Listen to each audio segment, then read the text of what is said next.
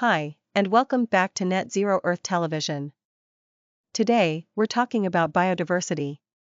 Biodiversity is the variety of life on Earth, from the smallest insects to the largest whales. It includes all the plants, animals, fungi, and microorganisms that make up our planet. Biodiversity is important for many reasons.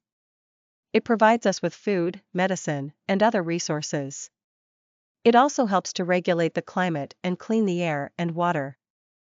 However, biodiversity is under threat. Human activities, such as deforestation, pollution, and climate change, are causing the loss of species at an alarming rate. We need to take action to protect biodiversity. We can do this by reducing our impact on the environment, supporting sustainable agriculture, and conserving natural habitats. Let us know your thoughts on this topic in the comments below.